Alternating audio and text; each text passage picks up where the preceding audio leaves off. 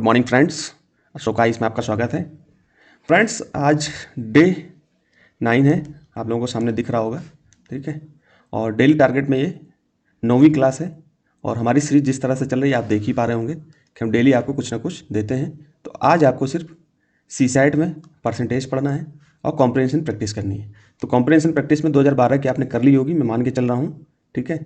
अब 2013 में आपको आ जाना है।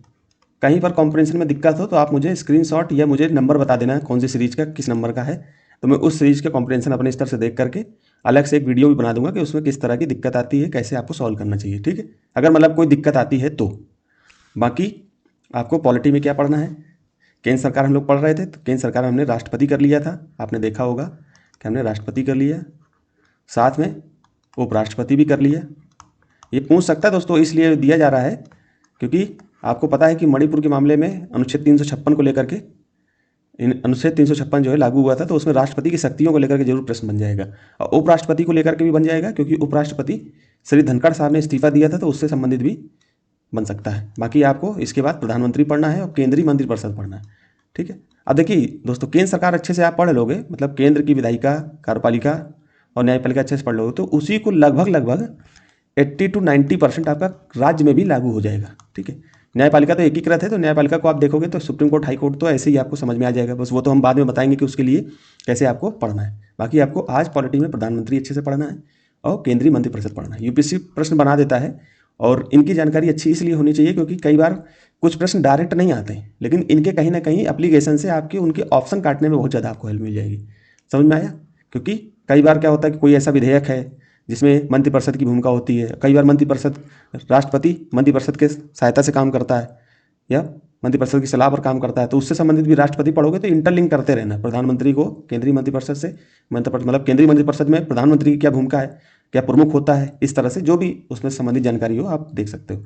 कहीं दिक्कत हो तो आप हमें कमेंट करना और ज़्यादा इधर उधर के चक्कर में दोस्तों न रहना। मैं आपको बता रहा हूँ क्योंकि मेरा जो अनुभव रहा है, आप खुद से तैयारी करोगे तो आपका माइंड भी खुलेगा और एमसीक्यू प्रैक्टिस करोगे आप खुद से, तो आप खुद ही आपको लाभ मिलेगा। कोई दूसरा आपको घोल के नहीं पिला देगा। आप कहीं इधर उधर का कोर्स लेने के चक्कर में पड़ जाओगे, परेशान हो जाओगे दोस्तों, 1-2 साल आपका ऐसे निकल जाएगा। ये तैयारी ऐसी होती है, आप खुद देखो कि जिन बच्चों का सेकंड अटेम्प्ट में, फर्स्ट अटेम्प्ट में निकल जाता है, वो कैसे निकाल लेते हैं। अब पता चलता है कि वो कहीं से कोचिंग भी नहीं की, बस उनको कोई गाइड करते हैं। हिंदी माध्यम में गाइडेंस की बहुत बड़ी भूमिका है, मतलब कोई भूमिका मतलब दिखाई नहीं देती, मतलब कोई हेल्प करता हुआ, गाइड करता हुआ नहीं दिखाई देता। सब अपना कोर्स बेचते हैं, कहीं कुछ करते हैं, ठीक है। तो मैंने भी ये चीज़ झेली है कि मुझे भी कोई गाइड नहीं कर रहा था, तो मुझे भी सही दिशा नहीं मिल पाई शुरुआती दौर में, ठीक है।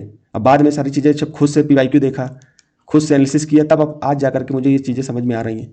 तो वही मैं आपसे साझा कर रहा हूँ, तो वैसे ही आप लोग भी, आप खुद समझ में आ जाएगा आपको कि मैं किस तरह से बताता हूँ। तो खैर बातें न करते हुए, इकोनॉमी में आपको आर्थिक सर्वे फिर से देखना है। इसके बाद जो है कल आपका बजट आ जाएगा, तो बजट की जो सरकार की जो है चैनल है उसमें जाकर के संसद टीवी में या डीडी न्यूज़ में आप जाना, तो संसद की पूरी डिबेट आपको देखनी है।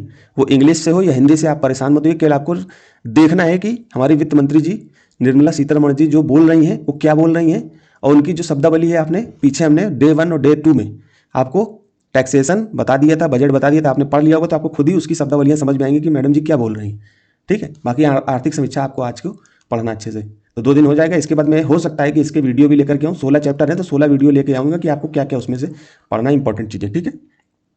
तो दोस्तों फिर यहीं तक रखते हैं, हम फालतू बात करने से बचते हैं, आपको सिंपल जानकारी देनी है। यहीं तक रखते हैं, धन्यवाद।